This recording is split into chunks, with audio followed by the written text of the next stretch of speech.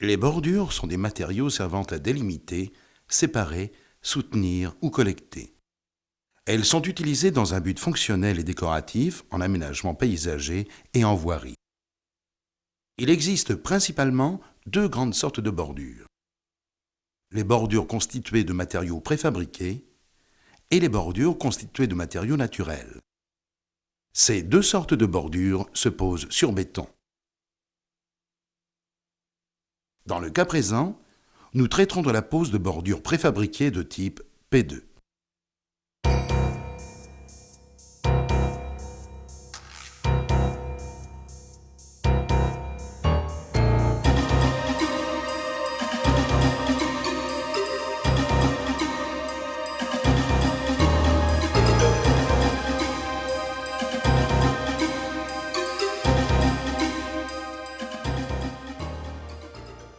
Le choix a été fait dans ce cas de figure de poser une ligne de 6 mètres de bordure servant de délimitation entre une allée de circulation piétonnière et une surface engazonnée. Ce projet de réalisation doit commencer par la confection d'une série de plans de masse et de coupe. Ces plans permettront de prévoir le quantitatif des matériaux et préciseront les différentes cotes à respecter.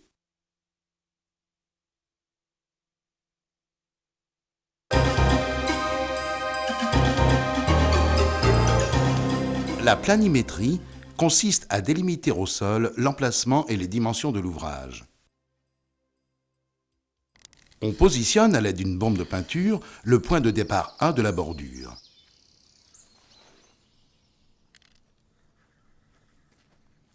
À partir de cette marque, on mesure la longueur de la ligne de bordure souhaitée, 6 mètres. Et on positionne, à l'aide d'une marque de peinture, le point d'arrivée B de la bordure.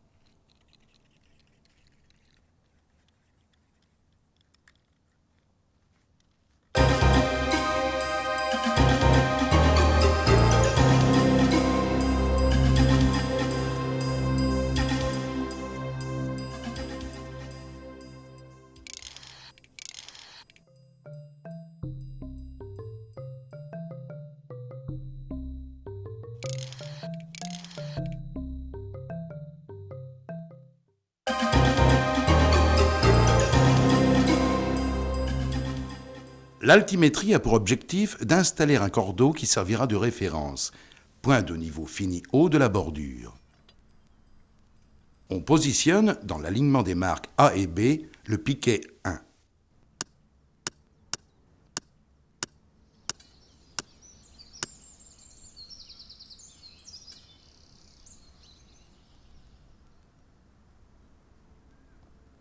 On installe à partir du piquet 1 un cordeau.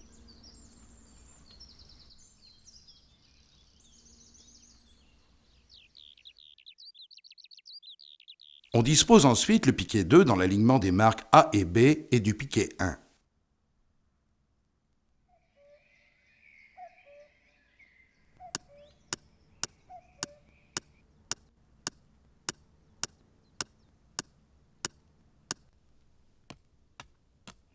Le cordeau, ainsi mis en place, matérialisera la ligne de bordure souhaitée.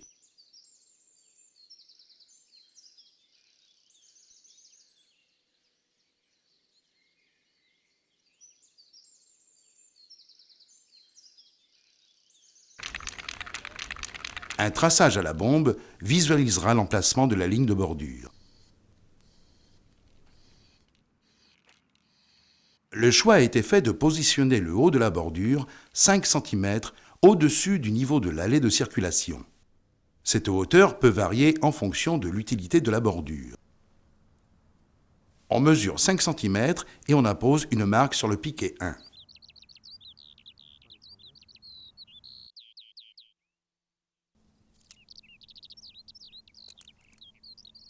Le cordeau y est ajusté.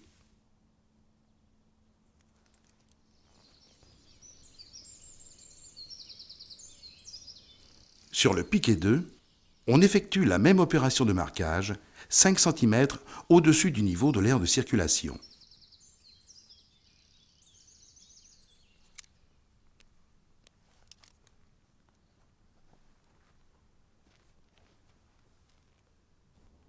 Le cordeau, correctement ajusté à ces deux marques, servira de référence, point de niveau fini haut des bordures. Pour les chantiers importants, grande longueur de bordure à poser, il conviendra de préférer l'usage des nivelettes.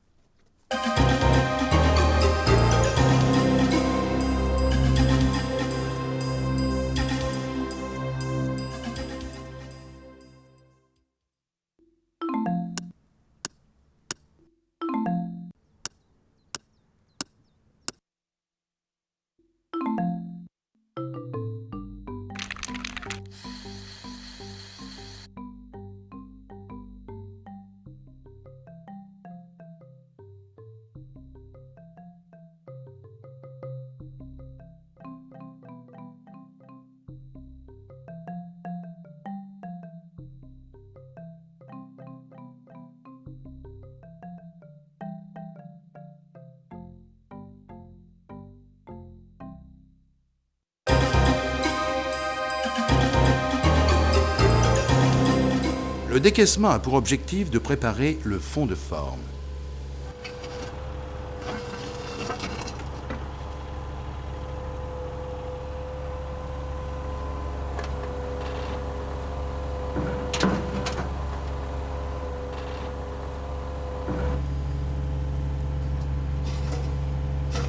Le décaissement peut s'effectuer manuellement pour les petites surfaces ou mécaniquement pour les grands chantiers.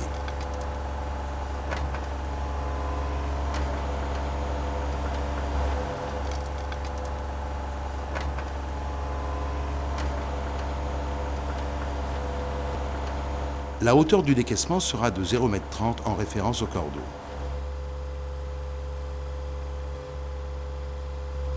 Les vérifications de mesure de la profondeur souhaitée seront effectuées tout au long de l'opération.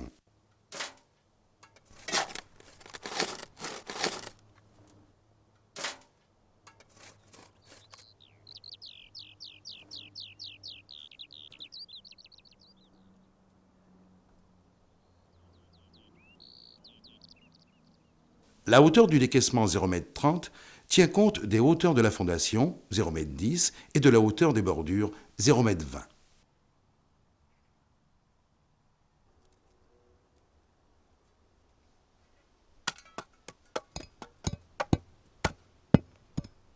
On terminera en damant le fond de forme d'autant plus fort que le sol est instable.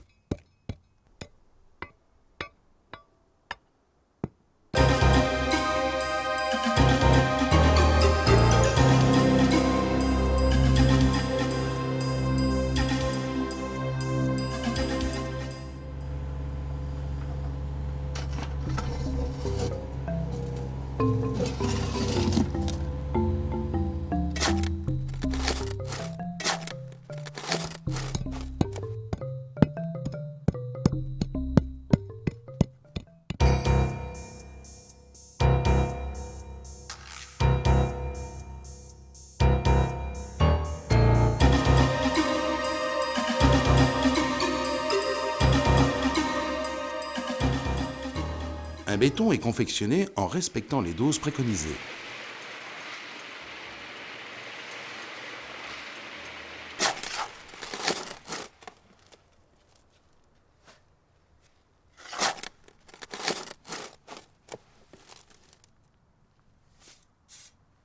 On épand ensuite régulièrement le béton en tenant compte de la hauteur souhaitée.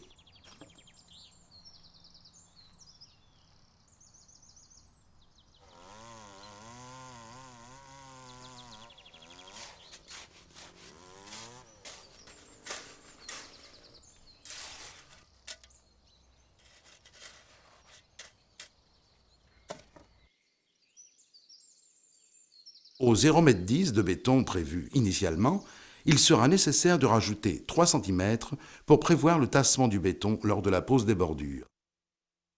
À partir du cordeau de référence, la hauteur souhaitée sera donc de 0,17 m.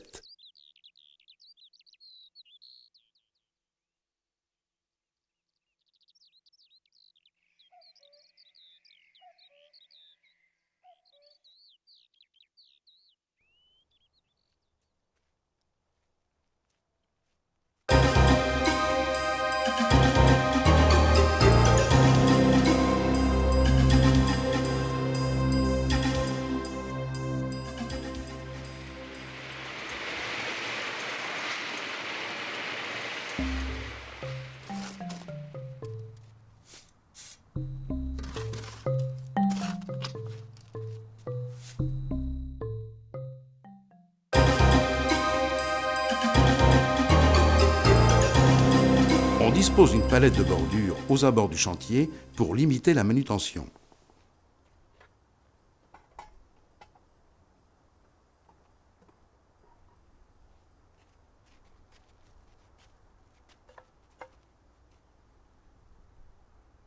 La prise des bordures s'effectuera avec une pince adaptée à ces matériaux lourds et rugueux.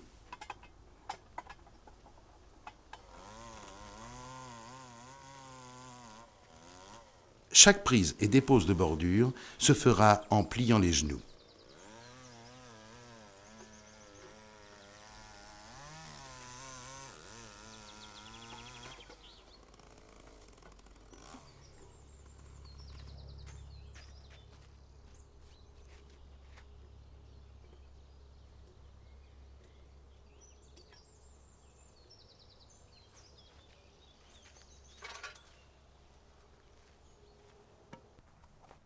Le port de gants est souhaitable tout au long de l'opération de pose des bordures.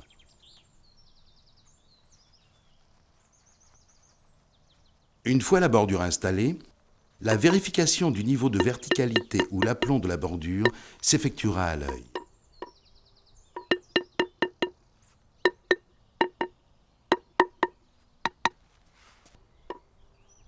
La vérification du niveau d'horizontalité se fera en référence au cordeau. La pioche est utilisée pour mettre à niveau la bordure.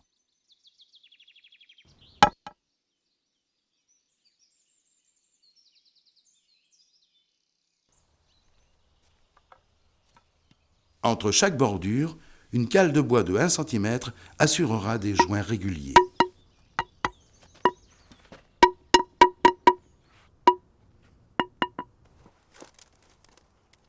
Après chaque pose, des apports de béton permettront d'épauler les bordures pour assurer leur stabilité. Deux méthodes sont possibles.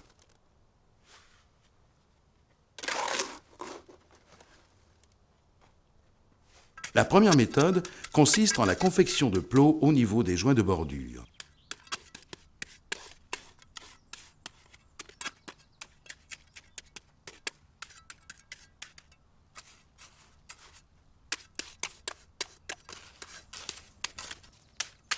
La deuxième méthode va consister par la confection d'un solin à la base des bordures.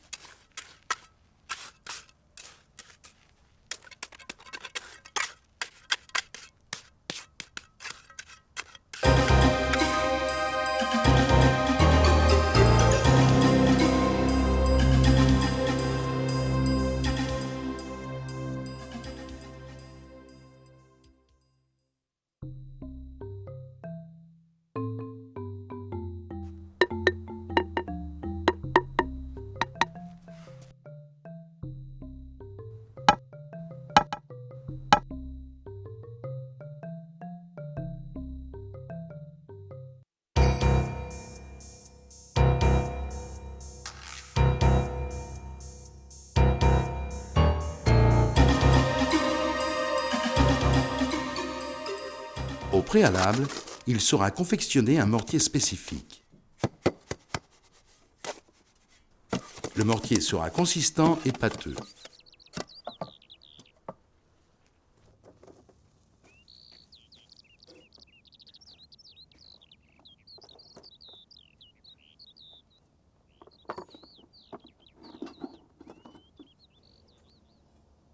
La première opération va consister par la confection aux extrémités de la bordure d'un raccord de finition.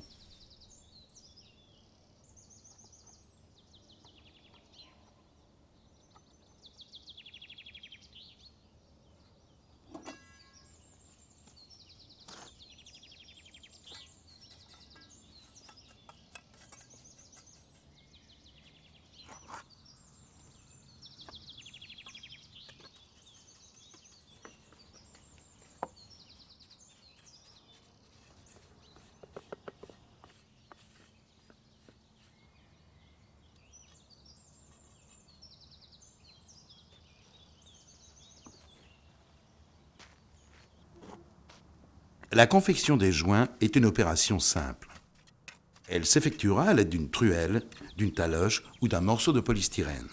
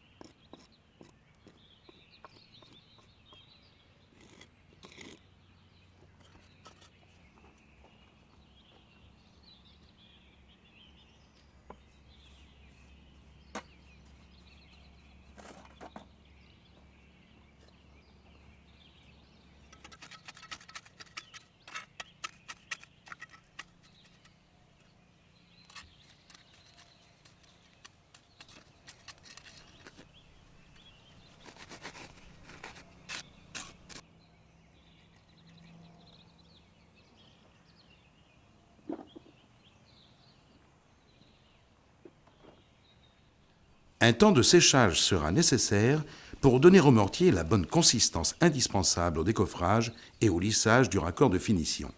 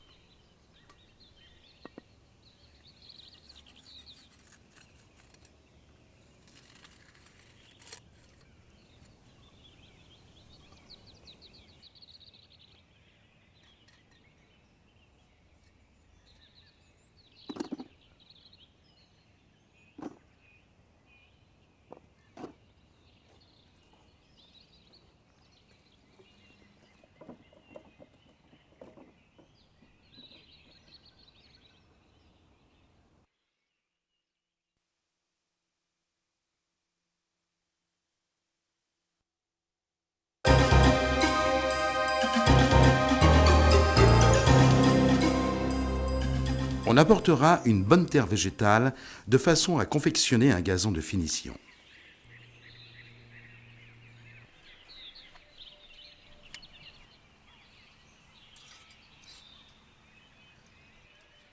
Une fois le lit de semences préparé finement à l'aide d'un râteau, on sème les graines à la dose de 40 g le mètre carré.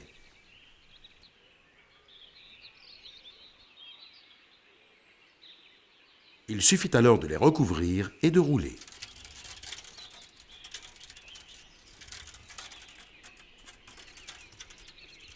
Un apport de stabilisé sera nécessaire pour regarnissage de l'allée de circulation.